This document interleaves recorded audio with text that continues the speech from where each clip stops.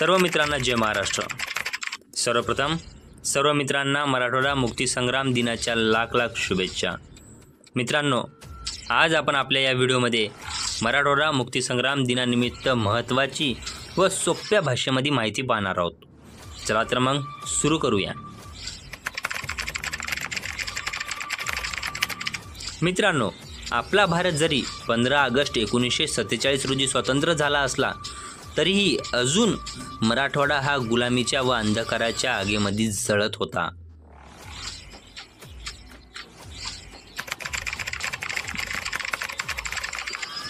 त्याचे कारण म्हणजे जेव्हा भारत स्वतंत्र झाला तेव्हा भारतात समाविष्ट होण्यास 3 संस्थानिकांनी नकार दिला।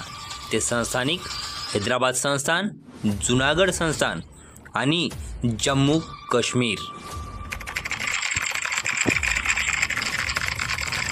यात आपला मराठवाडा हैदराबाद संस्थानाचा भाग होता।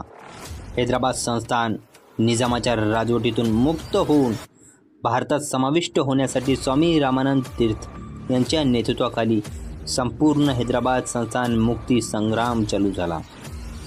पुढे या संग्रामाचे परिणाम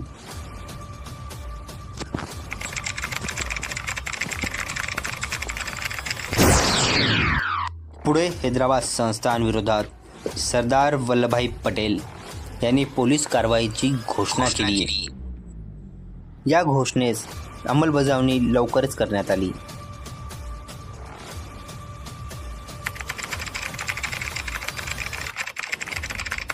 अकरा सप्टेंबर 1948 रोजी मेजर जनरल जे.एन. चौधरी यांच्या नेतृत्वाखाली निजामावर कारवाई सुरू केली। या कारवाईस ऑपरेशन पोलो असे नाव देण्यात आले। या कारवाईसमोर निजामाचा टिकाव लागला नाही। काही दिवसातच निजामाने शरणागती पत्करली आणि हैदराबाद संस्थान हे भारतात विलीन झाले। त्यासोबतच मराठवाडा हा सुद्धा भारतात विलीन झाला। 17 सप्टेंबर 1948 रोजी मराठवाडा हा निजामाच्या जुलमी सत्तेतून मुक्त झाला।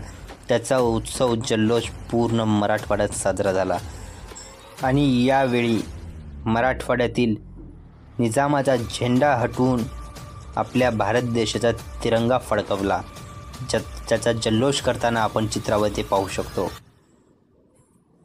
तरी मित्रांनो, तुम्हा सर्वांना 17 सप्टेंबर हा मराठवाडा मुक्तीसंग्राम दिनानिमित्त पुन्हा एकदा हार्दिक शुभेच्छा। हा व्हिडिओ तुम्हाला कसा वाटला हा कमेंटमध्ये नक्की सांगा। व्हिडिओ आवडल्यास लाईक, शेअर, सबस्क्राईब नक्की करा। चला तर मग भेटूत पुढच्या व्हिडिओत असेच महत्त्वाची माहिती घेऊन सोप्या व सरळ शब्दात। तोपर्यंत जय हिंद, जय महाराष्ट्र।